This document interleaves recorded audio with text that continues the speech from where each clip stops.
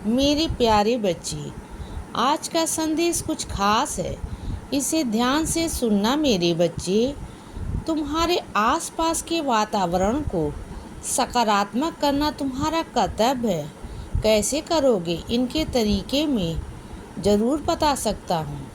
सबसे पहले तो जब विश्राम करने जाते हो, जब रात में तुम्हें नींद लेते हो, तो गहरी नींद में जाने से पहले हमेशा मेरा नाम स्मरण करो।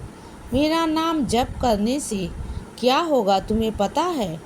तुम्हारा जो मस्तिष्क है, सोने के बावजूद भी नहीं सोता, यह हमेशा चलता रहता है। लेकिन जब तुम नाम जप करके ऊर्जा को अपने अंदर ग्रहण करते हो, तो तुम्हारे मस्तिष्क में बुरे ख्याल नहीं आते।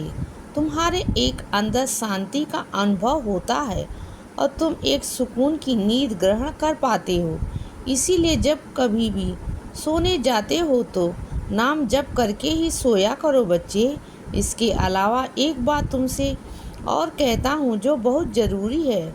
सोने से कुछ देर पहले तक, हो सके तो 1 घंटे पहले तक, जो अपना फ़ोन है वो हमेशा बगल में रख करके और बगल दूर रख के सोया करो।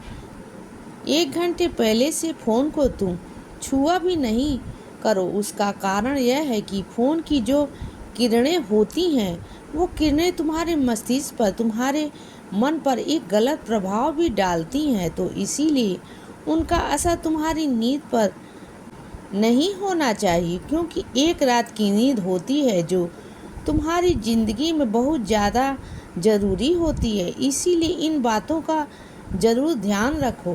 तुम्हारे आसपास की हवा, तुम्हारे आसपास का पानी, यह सबसे शुद्ध होना चाहिए। जब तुम्हारे आसपास का हवा पानी शुद्ध होगा तो तुम्हारे मन, तुम्हारा विचार, यह सब चीज़ें अपने आप शुद्ध होती चली जाएंगी। जब हवा शुद्ध होती है तो तुम्हारे मस्तिष्क पर बुरे ख्याल नहीं आते। और इसके लिए तुम्हारे लिए भी ज़रूरी है कि हमेशा अपने सही रास्ते पर लेकर चलो। कभी तुम्हें ऐसा लगे कि तुम्हें कोई गलत रास्ते पर ले जाने की कोशिश कर रहा है, तो याद रखना बच्चे कि जो रास्ता गलत है वो तुम्हें दिखाई भी नहीं देगा, तुम्हें महसूस भी नहीं होगा। मैंने तुम्हें इतनी शक्ति दे रखी है कि जब भी कोई गलत रास्ते पर तुम्हें ले जाने की कोशिश करेगा, या जब भी तुम्हें गलत रास्ता दिखाई देगा, तो तुम्हें पहले से उसका आभास हो जाएगा। और इसीलिए तुम्हें उस गलत रास्ते पर बिल्कुल भी नहीं जाना है। और इसके बाद तुम्हें अपने विवेक का इस्तेमाल भी करना है, ताकि तुम किसी गलत रास्ते पर ना जा पाओ। क्योंकि मेरा मानना सिर्फ इतना है कि तुम हमेशा सही के लिए बने हो। मैं जानता हूँ कि तुम भावुक हो, भावनाओं में बहुत ज़रूरी बह जाते हो, लेकिन भरोसा करने से पहले इतना याद रखना कि कौन सही है और कौन गलत है बच्चे। इसकी पहचान की क्षमता तुम में बहुत है। इसीलिए हमेशा सही का साथ देना, चाहे कुछ भी हो जाए। इसीलिए सही का साथ देना।